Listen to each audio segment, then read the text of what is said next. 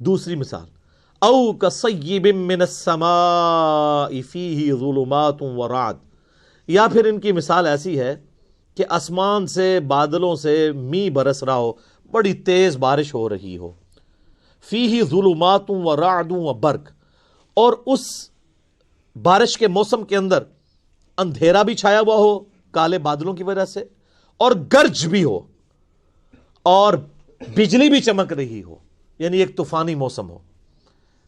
یجعلون اصابعہم فی آذانہم من الصواعق حذر الموت، اور ٹھونستے ہیں یہ لوگ اپنی انگلیاں اپنے کانوں میں کڑک کے باعث موت کے ڈر سے۔ واللہ محیط بالکافرین، حالانکہ اللہ ایسے کافروں کو گھیرے ہوئے ہے۔ یکاد البرق یخطف ابصارہم، قریب ہے کہ بجلی اچک لے ان کی بینائی کو۔ کلما اضاء لہم مشوا فیہ، جب کبھی وہ بجلی چمکتی ہے تو اس بجلی کی چمک کی وجہ سے وہ روشنی جو آتی ہے اس روشنی میں چلنا شروع کر دیتے ہیں، کیونکہ گپ اندھیرا ہے کالے بادلوں کی وجہ سے، دن کے وقت بھی ہو جاتا ہے رات کے وقت بھی، اس روشنی کے سے تھوڑا سا راستہ نظر آتا ہے تو چلنا شروع کرتے ہیں۔ وَإِذَا اظلم، اور جب وہ اس پہ اندھیرا چاہتا ہے، علیہم، اس پر، ان پر، قاموا، تو کھڑے ہو جاتے ہیں۔ وَلَوْ شَاءَ اللَّهُ لَذَهَبَ بِسَمْعِهِمْ وَأَبْصَارِهِمْ، اور اگر اللہ چاہتا تو ان کی سماعت بھی لے جاتا اور ان کی بصارت بھی، کانوں اور آنکھوں سے انہیں محروم کر دیتا۔ ان اللہ علی کل شیء قدیر، بے شک اللہ تعالی ہر چیز کے اوپر قدرت رکھتا ہے۔ یہ بڑی امپورٹنٹ مثال ہے۔ اللہ تعالیٰ نے مثال دی ہے کہ منافقین جو ہے نا وہ دین پہ کنارے کنارے چلتے ہیں۔ سورہ حج میں بھی آیت ہے کہ یہ کنارے کنارے چلتے ہیں، جس طرح آج کل مسلمانوں کی اکثریت ہے۔ اگر کوئی نوجوان بچہ دین کے اوپر چلنا شروع کرتا ہے، وہ کہتے ہیں یار کیا تو نے جوانی میں روگ لگا لیا ہے، داڑھی رکھنی کو ضروری ہے، بس اپنی چپ کر کے نماز پڑھو۔ جو تھوڑے اور لبرل ہیں وہ کہتے ہیں نماز ہی پڑھنی ہے نا، گھر ہی پڑھ لو، کیوں فنیٹک بن رہے ہو؟ حالات و واقعات جب فیور میں ہو تو سب ٹھیک، جیسے ہی مشکل آئے تو ساتھ ہی وضو ٹوٹ گیا۔ تو منافقین کے بارے میں بھی اللہ تعالیٰ ہمارے ان کی مثال ایسی ہے کہ یہ اللہ تعالیٰ کی طرف سے می برس رہا ہے، اللہ کی رحمت کا، نبی علیہ السلام کی موجودگی ہے، اللہ کی طرف سے وحی آسمان سے نازل ہو رہی ہے، لیکن یہ وحی خالی وحی نہیں آ رہی ہے، اس کے ساتھ پھر جہاد کی اور قتال کی تکلیفیں بھی جڑی ہوئی ہیں، معاشرے کی جو پابندیاں ہیں وہ بھی جڑی ہوئی ہیں، باپ کو بیٹے سے الگ ہونا پڑے گا، بھائی کو بھائی سے الگ ہونا پڑے گا۔ اب یہ منافقین کا حال یہ ہے، چونکہ یہ تو دنیا دار ہوتے ہیں، جب ان کے اوپر کوئی مصیبت آتی ہے نا تو ٹھٹک کے کھڑے ہو جاتے ہیں، دین پہ چلنے سے انکار کر دیتے ہیں، اور جب حالات سازگار ہوتے ہیں تو چلنا شروع کر دیتے ہیں۔ تو یہ مذبذبین بین ذالک، اس کے درمیان یہ اوسیلیٹ کرتے رہتے ہیں، حالات سازگار ہوں تو دین پہ چلیں گے، اور جیسے ہی مشکل وقت آئے گا ٹھٹک کے کھڑے ہو جائیں گے۔ تو یہی اکثر لوگ کرتے ہیں یہ دین کے معاملات۔ اب آپ دیکھ لیں، جب دین پہ چلنا آسان ہو تو سارے بڑے خوش ہیں، جب دین کے اوپر چلنا مشکل ہو جائے تو بڑے بڑے ایمان والوں کے بھی وضو ٹوٹ جاتے ہیں۔ تو منافقین کا بھی یہی حال تھا، وہ آپ آگے چل کے دیکھیں گے، جہاد کے اندر بھاگتے تھے، اور جب کبھی کامیابی ہو جاتی تھی کہتے تھے مال غنیمت میں سے ہمیں بھی حصہ دیں، ہم نے بھی جانا ہی تھا، بس وہ کوئی مجبوری ایسی ہو گئی۔ اور جب کبھی مسلمان شہید ہو جاتے ہیں، جس طرح غزوہ احد کے اندر ہوا، تو پھر اکیلے کہتے ہیں شکر ہے اسی پہلے ہی نہیں نال گئے۔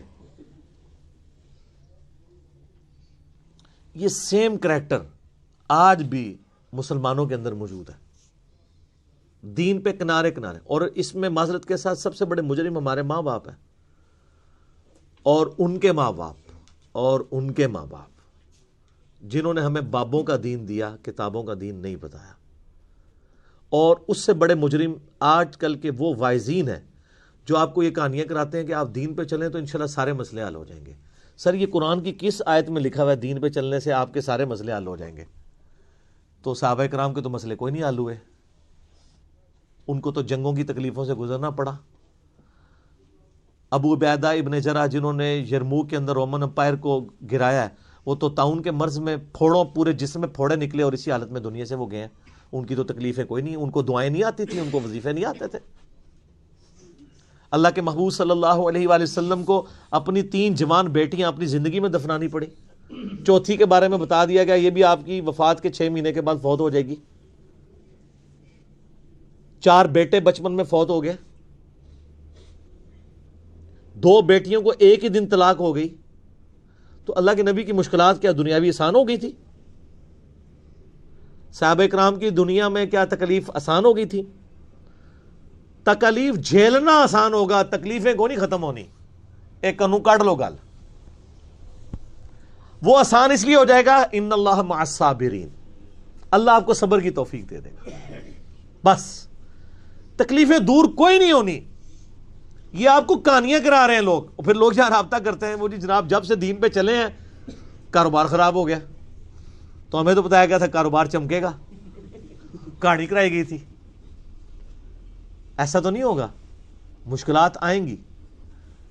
جامع ترمذی میں ابو داؤد میں حدیث ہے کہ سب سے زیادہ تکلیفیں اللہ تعالیٰ کی طرف سے پیغمبروں پہ آتی ہیں، اس کے بعد ان پہ آتی ہیں جو ان کے بعد سب سے بڑھ کے اللہ کو محبوب ہوتے ہیں، اور اس کے بعد ان پہ آتی ہیں جو ان کے بعد سب سے بڑھ کر اللہ کو محبوب ہوتے ہیں. حتیٰ کہ انسان پہ تکلیفیں آتی رہتی ہیں اور اس کے بدلے اللہ اس کے گناہ معاف کرتا رہتا ہے، اور جب وہ دنیا سے اٹھایا جاتا ہے تو پاک و صاف اٹھایا جاتا ہے. سر پھر آپ دیکھ لینا، اسی لیے المستدرک الحاکم میں جب سیدنا ابو ذر غفاری رضی اللہ تعالیٰ عنہ کا چیپٹر بند ہے نا امام حاکم نے، تو پہلی حدیث یہی لے کے آئے ہیں جو میں نے بیان کی ہے کہ سب سے زیادہ تکلیفیں کس پہ آتی ہیں؟ انبیاء پہ، اس کے بعد ان کے اوپر آتی ہیں جو انبیاء کے بعد وہ یہ بتانا چاہ رہے تھے کہ ابو ذر غفاری کی پوری زندگی غموں سے عبارت ہے.